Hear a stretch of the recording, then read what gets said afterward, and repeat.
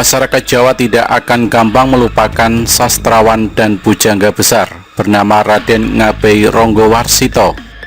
Tokoh yang hidup pada masa keemasan Keraton Surakarta tersebut adalah pujangga besar yang telah meninggalkan warisan tak terharga berupa puluhan serat yang mempunyai nilai dan capaian estetika menakjubkan.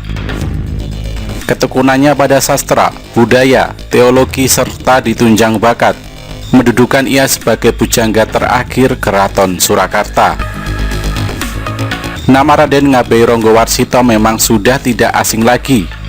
Dia adalah seorang pujangga Keraton Solo yang hidup pada 1802 hingga 1873. Tepatnya lahir hari Senin Legi 15 Maret 1802 dan wafat pada 15 Desember 1873 pada hari Rabu Pon.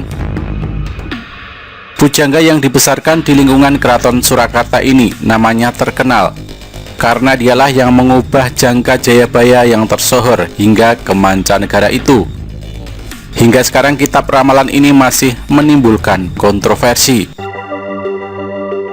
Raden Ngabei Ronggowarsito adalah bangsawan keturunan Pajang dengan silsilah sebagai berikut: Patih Hadiwijoyo atau Joko Tingkir, Patih Benowo Putra Emas atau Panembahan Raden, Patih Haryo Wiromenggolo atau Kajoran, Patih Adipati Wiromenggolo atau Cengkal Sewu, Patih Adipati Danupoyo atau Kanjeng Raden Tumenggung Padmanegara yakni Bupati Pekalongan, Raden Ngabei Yosodipuro atau pujangga Keraton Solo. Raden Ngabei Yosodipuro alias Bagus Burhan adalah Raden Ngabei Ronggowarsito yang kita kenal. Semasa kecil hingga remaja, dia memang lebih dikenal dengan nama Bagus Burhan dan pernah menuntut ilmu di pesantren Tegalsari atau Gebang Tinatar. Dari jalur ibundanya, Raden Ngabei Ronggowarsito merupakan seorang bangsawan berdarah Demak dengan silsilah sebagai berikut: Raden Trenggono atau Sultan Demak ketiga, Raden Ageng Mangkurat, Raden Tumenggung Sujono Putro atau pujangga Keraton Pajang, Kiai Ageng Wongso Truno, Kiai Ageng Noyomenggolo atau Demang Palar, Raden Ngabei Surodirjo I, Raden Ngabei Ronggowarsito atau Bagus Burhan. Karena ayahandanya wafat sewaktu sang pujangga belum cukup dewasa, Bagus Burhan kemudian ikut dengan kakeknya, yaitu Raden Tumenggung Sastronegoro, yang juga seorang bangsawan Keraton Solo. Dikisahkan pada saat dirawat oleh kakeknya inilah Bagus Burhan hidup dengan penuh kemanjaan, sehingga bakatnya sebagai seorang pujangga sama sekali belum terlihat. Bahkan kesukaannya di masa muda adalah sering menyabung jago dan bertaruh uang. Bermacam-macam kesukaan yang menghambur-hamburkan uang seakan menjadi ciri khasnya kala itu.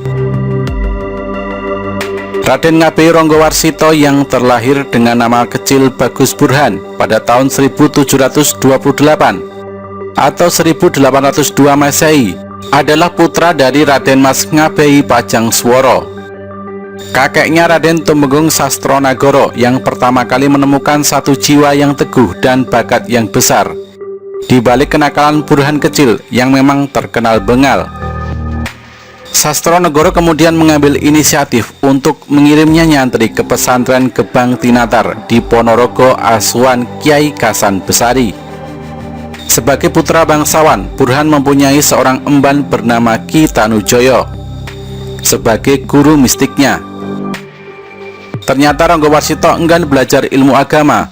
Ia lebih suka berkawan dengan para warok dan mempelajari ilmu kesaktian. Melihat kecenderungan itu, Tanujoyo mengajari Ronggowarsito berbagai ilmu. Santri lain jadi tertarik dan Kasan Besari marah besar. Keduanya diusir dari pesantren. Mereka lalu berkelana di kawasan Jawa Timur. Kepergian Ronggowarsito dan Tanujoyo membuat bingung Kasan Besari. Ia lalu mengutus muridnya bernama Kromoleo. Kromoleo punya akal untuk menemukan Ronggowarsito, yaitu dengan main rodat, kesenian tradisional berupa sendratari. Dan benar juga, di sebuah pasar di Madiun, ia bertemu Ronggowarsito. Ketiganya lalu balik ke pesantren Kasan Besari. Sang kiai lalu mendidiknya dengan keras. Dalam babat Ronggowarsito dinukilkan, Kiai Kasan Besari menghukum Ronggowarsito dengan duduk di atas sebatang bambu di atas telaga dekat pesantren selama 40 hari. Sehari-harinya hanya makan sebuah pisang. Setelah hukumannya selesai, barulah Ronggowarsito diberi ilmu agama. Tanda-tanda ia akan jadi orang hebat mulai nampak.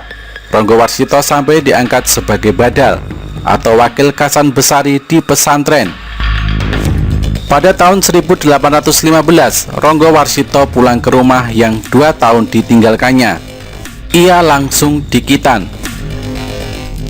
Bekal ilmu dari Kasan Besari itu kemudian ditambahi kakeknya, yakni Sastronegoro, dengan ilmu sastra serta bahasa Jawa kuno dan Kawi. Dari Panembahan Buminoto, Ronggowarsito juga mereguk ilmu spiritual. Melihat kepandaian sang anak didik, Panembahan Buminoto mengusulkan kepada Pakubuwono kelima agar Ronggowarsito, yang umurnya 19 tahun ketika itu, diberi pekerjaan yang layak di keraton.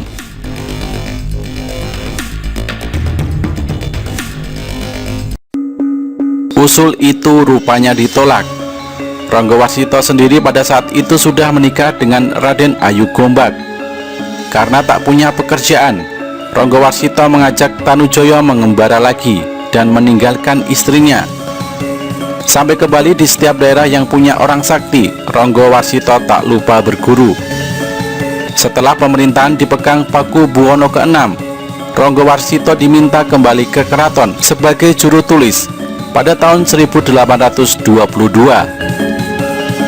Tak lama kemudian berkecamuklah perang Diponegoro antara tahun 1825 hingga 1830. Ronggowarsito berpihak pada Pangeran Diponegoro. Ketegangan politik muncul antara Belanda dan Pakubuwono ke-6 yang dianggap pro Diponegoro. Sampai akhirnya Pakubuwono ke-6 dibuang ke Ambon dan wafat di sana pada tahun 1849. Nasib yang kurang lebih sama dialami oleh ayah Ronggowarsito, yaitu Ronggowarsito II. Di masa kematangannya sebagai pujangga, Ronggowarsito dengan gamblang dan wijang mampu menuangkan suara zaman dalam serat-serat yang ditulisnya. Ronggowarsito memulai karirnya sebagai sastrawan dengan menulis serat Jayangbaya ketika masih menjadi mantri carik di Kadipaten Anom dengan sebutan Mas Ngabehi Sorotoko. Dalam serat ini dia berhasil menampilkan tokoh seorang pengangguran bernama Jayengboyo yang konyol dan lincah, bermain-main dengan khayalannya tentang pekerjaan. Sebagai seorang intelektual, Ronggowarsito menulis banyak hal tentang sisi kehidupan. Pemikirannya tentang dunia tasawuf tertuang diantaranya dalam serat Wirid Widayat Jati. Pengamatan sosialnya termuat dalam serat Kalatida, dan kelebihan beliau dalam dunia ramalan terdapat dalam serat Jakalodang. Bahkan pada serat Sabdo Jati terdapat sebuah ramalan tentang saat kematiannya sendiri. Pertama mengabdi pada Keraton Surakarta Hadiningrat dengan pangkat jajar. Pangkat ini membuatnya menyandang nama Mas Panjang Sworo. Adalah putra sulung Raden Mas Tumenggung Sastronegoro, pujangga Keraton Surakarta. Semasa kecil beliau diasuh oleh abdi yang amat kasih bernama Ki Tanujoyo. Hubungan dan pergaulan keduanya membuat Ronggowarsito memiliki jiwa cinta kasih dengan orang-orang kecil atau wong cilik. Ki Tanujoyo mempengaruhi kepribadian Ronggowarsito dalam penghargaannya kepada wong cilik dan berkemampuan terbatas. Karena pergaulan itu, maka di kemudian hari watak Bagus Burhan berkembang menjadi semakin bijaksana. Menjelang dewasa pada 1813 Masehi, ia pergi berguru kepada Kiai Imam Besari di Pondok Gebang Tinatar. Tanggung jawab selama berguru itu sepenuhnya diserahkan pada Ki Tanujoyo. Ternyata telah lebih 2 bulan tidak maju-maju dan ia sangat ketinggalan dengan teman seangkatannya. Di samping itu, Bagus Burhan di Ponorogo mempunyai tabiat buruk yang berupa kesukaan berjudi. Dalam tempo kurang 1 tahun, bekal 500 real habis, bahkan 2 kudanya pun telah dijual. Sedangkan kemajuannya dalam belajar belum nampak. Kiai Imam Besari menyalahkan Ki Tanujoyo sebagai pamong yang selalu menuruti kehendak Bagus Burhan yang kurang baik itu. Akhirnya Bagus Burhan dan Ki Tanujoyo dengan diam-diam menghilang dari Pondok Gebang Tinatar menuju ke Mara. Di sini mereka tinggal di rumah Ki Ngasan Ngali, saudara sepupu Ki Tanujoyo. Menurut rencana, dari Mara mereka akan menuju ke Kediri untuk menghadap Bupati Kediri Pangeran Adipati Cakraningrat. Namun atas perintah Ki Ngasan Ngali, mereka berdua tidak perlu ke Kediri, melainkan cukup menunggu kehadiran Sang Adipati Cakraningrat di Madiun saja, karena Sang Adipati akan mampir di Madiun dalam rangka menghadap ke Keraton Surakarta.